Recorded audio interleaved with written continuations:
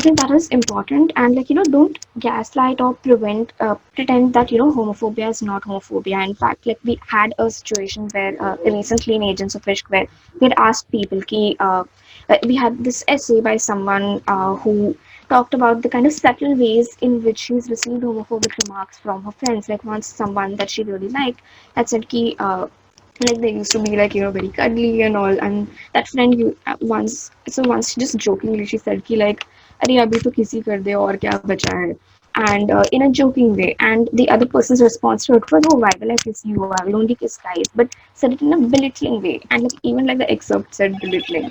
But we did have some followers tell us ki I don't understand why that is homophobic ki, she just stated her preference. But actually in the experience of it, put yourself in that situation.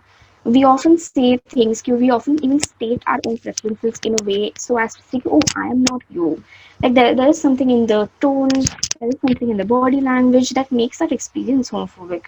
And it's you might make small jokes about people who are gay, or use certain terms like chakka, yeah, use these kind of homophobic slurs, and to you it might be a joke, but to someone else who's standing around you who is queer, it makes that space unsafe.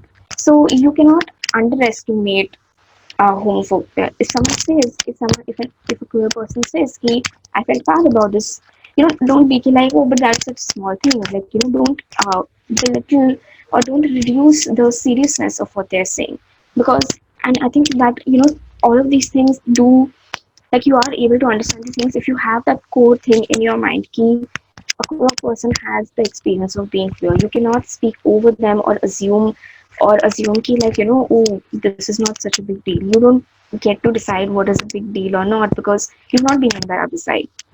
So I think, and I think, there are also these sort of benign homophobias ki oh, ये तो लड़की से ही शादी करेगी, or ki I remember one wedding, had said someone had said ki, look, oh, I'm afraid that what if my son comes back with an American wife, and someone said ki, oh, what if he comes back with an American boy, and laughter, ha ha ha ha ha. And those are the small moments which really affect. It makes people feel that it's safe enough for you. So I think to not belittle these things, and to be very clear, when you're saying something, are you making a joke at an expense of someone else? Are you telling that if a person is telling you, okay, this is something that hurts me, or this is something that is not okay, then are you being able to truly taking into consideration how serious it could be for that person? So I think that's one thing to keep in mind while listening. Um, and I think also when a queer person is sharing their experiences, we often the we often sort of see it as almost like a debate. In a debate you can cross question people, but you're talking to someone about the experience. It is personal, and so cross question mat karo. Be unconditional in your hearing. Of course, when you hear about new identities, when you hear about things that you might have not heard about before, you might not know what are the right pronouns to use or the right things to say. You might not know ki, I know ki it's only maybe in the past 2 years that I realized that a trans woman can be a lesbian too, because there are certain representations that we don't see. And the first time that you hear something, you might be a little bit shocked ki oh, I didn't know about this. But don't take it out in front of that person. You don't be like, oh, I didn't know you exist. like you need to, there are always questions and doubts in our mind that come from a place of ignorance. I think as an ally for anything, if you're in any sort of place of privilege as an ally, you need to take it for granted there are things you will be ignorant about, and these kind of questions, it's not the responsibility of that other person to educate you about these things. When you meet a queer person, don't think uh, they might think a lot of straight people might think oh, this queer person in front of me is going to tell me everything about queerness, but it's not the responsibility to explain the identity or to explain the nuances of their identity. We don't if someone says that they're straight or talks about their boyfriend or girlfriend, or we don't cross question them so much. We don't question a lot of things. But with queer people, because there's a thing, there's this idea of like, queer person being the other, people feel more comfortable to just come with their questions. But you, or to kind of like vocalize some of the things that they don't know. But if you don't know, if you're confused about something, you can always go home and research it. There's always people, like, I mean, we live in the age of Google. Every doubt of ours is somewhere out there on the internet. And so I think I see that someone asked, like, can you tell what listening without second guessing means? I think like sometimes we almost sort of victim blame people in our heads sometimes. Like if someone is giving that experience, you might be like, oh, I didn't know that was possible. Like, you might be like, oh, if a person's non-binary, why are they not using they them pronouns? ऐसा कैसे हो सकता है? But like it is possible. Like, there are like, the things that we take for granted. Like we take it for granted that a person who identifies as a woman will use she her pronouns or something like that. But that there is a, you need to keep that openness. If you don't understand something, give it time. Don't ask completely, or because then it's almost like you're putting the person on the spot. You're asking them to justify it. You might think that you're coming from a place of asking a genuine question, but to the other person it might feel like, oh no, I need to defend myself now, I need to defend my identity now. And that is a stressful thing to be put, like, like to have the onus of being the spokesperson for your identity.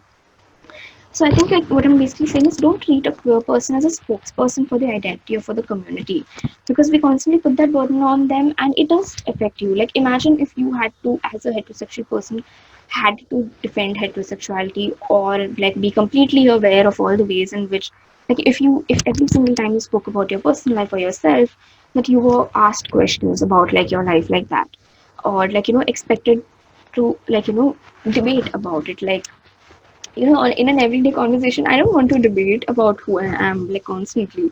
Like on, like maybe on a quick Q&A, like you can ask me questions like in, but I don't want to have constantly defend myself. And for example, we actually had, and things like it also comes from a place where we do take certain things for granted, like, and we don't keep our minds very open in terms of like what sexuality is, or how sexual preferences are, or what gender is.